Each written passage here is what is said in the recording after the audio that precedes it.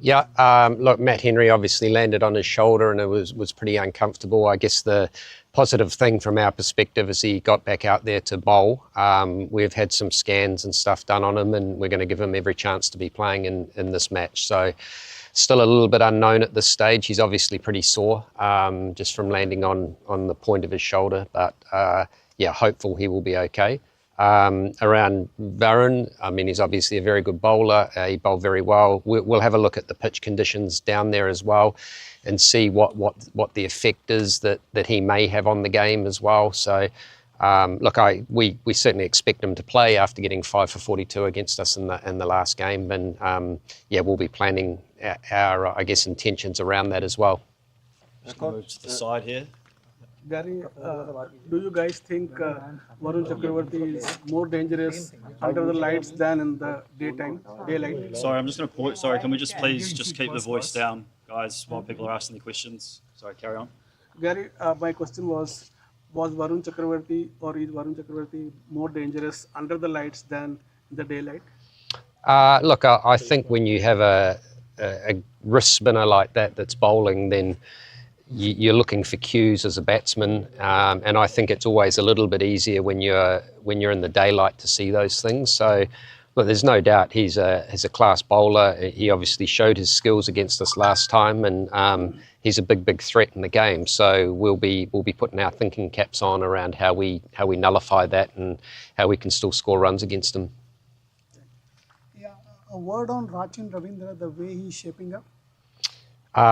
Look, Rachin had that nasty blow in his head in Lahore when we played there, but he's come back and shown his class.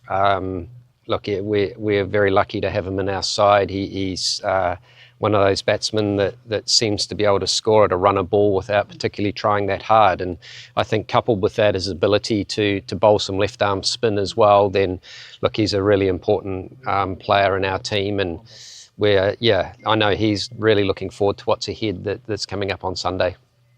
Yeah. Gary, the entire narrative in this tournament has been about India getting the advantage of playing all matches in Dubai, the DISS building. Do you think in that context, New Zealand, at least that you have played 100 overs match there, some advantage there, at least having known a fair idea of what the pitch would behave like on the centre plot, any pitch on the centre plot? Yeah, I mean, look, the decision around that's out of our hands, so it's not something we worry about too much. India have got to play all their games here in Dubai, but as you said, we have had a game here and we'll learn very quickly from that experience there as well. So when you come to this stage of the tournament, I mean, we've had 8 teams here at the start, we're down to 2 now. It's always exciting to be in this situation, and from our perspective it just comes to a one-off game now, and if we're good enough to beat India on Sunday, then I'm sure we'll be very happy. Thank you. Kane Williamson has also been in superb form. So you expect him to fire again in the final, and sort of is he planning something ahead? Like we've had a couple of ODI retirements, so.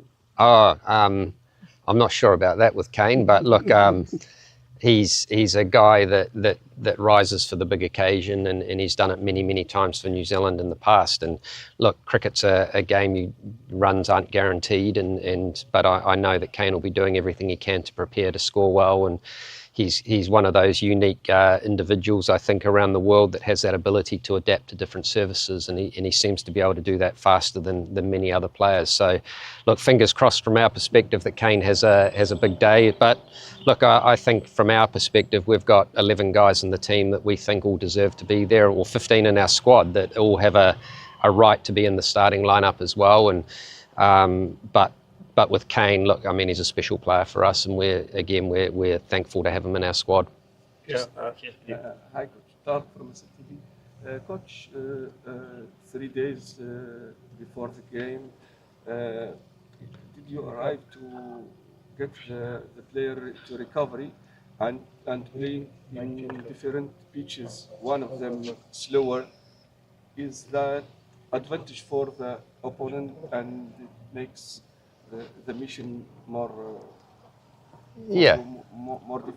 Yeah, I think there's no doubt that coming here off playing Lahore, and we had a full day of travel yesterday, then it just takes it out of you a little bit, but we've got a couple of days now of a little bit of recovery and a little bit of planning and training towards the game. But I guess we're deep into the tournament now, and sometimes it's not always a lot of training that you need. It's just getting your body and your mind right to compete in the final, and that will be our key focus over the next 2 days. BBC back. Gary, can I just about fielding? You've obviously had a lot of praise for it in this tournament. What do you put the quality and the success of it down to? Yeah, it's a strange one really, because we haven't done a lot differently to what we would normally do.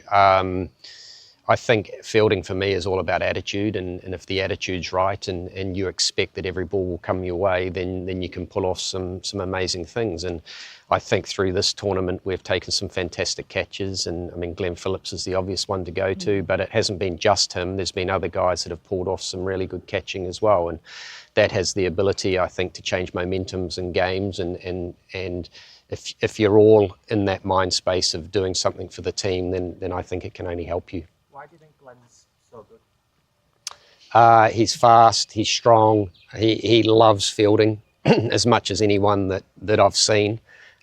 He practices it regularly, and he's got that, I guess, unique ability to get himself off the ground, and it seems to stick more times than it doesn't. So look, he's a fantastic fielder. There's been a lot of praise for him, I know, and I think it's well deserved. Yeah. So India most likely will field the same team, probably with 4 spinners. Is that one area of concern, because New Zealand doesn't play against 4 spinners normally in ODIs? I mean, it's probably what we expect for them to play against us, but we have 4 spinners as well within our squad, and we think we're pretty well balanced, but it's always a challenge. I mean, they are very, very good spinners, all of them in their own right. So for us, it's just being nice and clear on our plans and working out. It could be a matchup that we are deciding within our team that it's the right one for us to go after, and they're the sorts of things that we'll read through the match and work out what is the best way to go. So who knows, they might have off days as well, and that could be in our advantage. Gautam Gambhir says there is no advantage to India having been based in Dubai. What do you say to that? Look, I mean, again, it's a little bit out of our control around what that is. They're not decisions that I guess come across my desk anyway. So for us, it's something that we can't control, so it's really just getting on with it. Yes, India have played their 4 matches here. We're lucky enough to have had 1 here against them, and yeah, it was a good match without us quite putting our best foot forward as well. So look, wherever you play, you just have to go up and be able to be better than them on the day, and that's our focus. Does that noise around the side towards India put more pressure on them than you think? Oh, look, potentially. I can't speak for what goes on in the Indian dressing room, but from our perspective, it doesn't change anything. Coach, you expect Rachin to play a sort of key role against India's spin? And just a quick follow-up, what's the general talk been among the batting group for taking more attacking options against Chakravarti? Look, I think the pitch that we played on in the first game was quite different to the way that the semi-final played against Australia. So again, it'll be something we have to read on the day and adapt to what's going on within the match. But yeah, all our batsmen will have their individual plans around how they want to combat them, and then it comes down to, I think, good communications in the middle, and sometimes a little bit of bravery to take those options on. So we're certainly up for that. We're up for that challenge of what India will bring, and we know that they've got 4 very capable spinners. How is the experience of New Zealand team in Pakistan playing ICC Champions Trophy matches and Tri-Nation spectators and other facilities? Yeah, it was very good. I mean, I think when you come from New Zealand and we're that little country that's a long, long way away from here, then anywhere that you play around the world, especially in the subcontinent, you see the passion that's in them, and like the Pakistan fans were no different there. So we've certainly really enjoyed the experience there. We've played well in Pakistan as well. I think we had 5 or 6 matches and won them all. So there's something we're obviously doing right in that part of the world. Just gonna have 2 more, just one here and then one on there. Yeah. Gary, just New Zealand have been really consistent in ICC tournament, but white ball tournament has been eluding them since the last one against India in 2000. How important is this title for taking New Zealand cricket to the next level, considering you lost a couple of senior bowlers like Southee and Bolt? Now there's a kind of a mini transition that's happening. So just to inspire the next set of, to make the process much more smooth and get a next set of players coming in? Yeah, I think if you look at our bowling group, we're possibly one of the most inexperienced groups that are here. And a Will O'Rourke, a Kyle Jamieson, for example, they haven't played a lot of one-day cricket or ICC tournament cricket either. So for them to keep standing up on this stage is very good, especially after the loss of a Southey Bolt, for example, that's been in our ranks for some period of time. We've also lost a couple of other bowlers in Ferguson and Sears who were in our initial squad. So we've certainly had our share of trials, I guess, when you look at the makeup of our bowling squad. But I've been delighted with the way the guys have responded and reacted, and I thought we bowled well against India here last time as well. So we can take that confidence, I think, into this game and put our best foot forward. In terms of what a title will mean for New Zealand cricket on a larger perspective, in terms of it feeding down to the grassroots levels as well? Yeah, I've always said that when you come to a tournament like this and you've got the 8 best sides in the world at the moment, then I think your first goal is to work out how you make the semi-final, and then it's one-off games from there. And we've I guess managed to get 2 of the 3 goals. I think if New Zealand can get up and win this, be a real credit to the players and what they've done. They're a tight-knit bunch. We enjoy each other's company. We like playing well together, and I'm sure it'll be a real coup for New Zealand, especially here in Dubai after the women won the T20 World Cup here as well. Just the last one over here.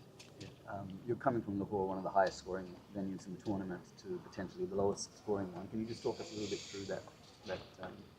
Yeah, I think that's just about adapting and working out on your feet what you think that par score is for the day, and I guess trying to be a little bit ahead of that. I think the danger is you come from scoring 360 odd in a game and you think you'll do that again immediately, and you go a little bit hard. So for us, it's just working out what is the right tactics on the day, who we are faced up against as well, and then adapting to that. And as I said earlier, it's those comms in between the batsmen and in the middle, and making sure they're having good communications around who is the right player to take risks against and what that might look like. Cool. We'll wrap it up there. Thank you, everyone. Thank you, Gary. Thank you. We'll wrap it up. Thank you. Thanks, guys. Cool. No worries. Thank you. Thank you very much. No worries. Thanks for coming, everyone.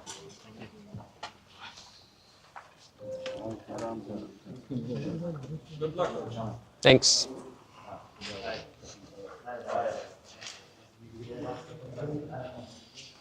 Hold on, steady. It's a bigger scrum than we get in New Zealand.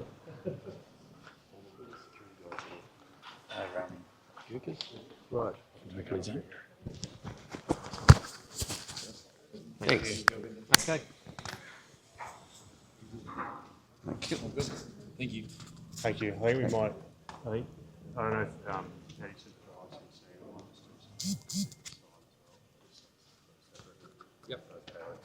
Yeah, that's fine. It'd be much easier than that. It'd be much easier than that. No. That's alright, that's reasonably easy. Bring them inside or... Should I get Chris Hamilton down? No, yeah, working on that as well, don't worry. Sprinter. Yeah. Donny Ball.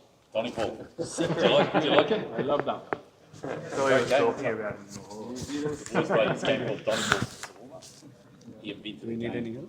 You drop kick and you have a soft ball or rugby ball down in the square. If you want to pat it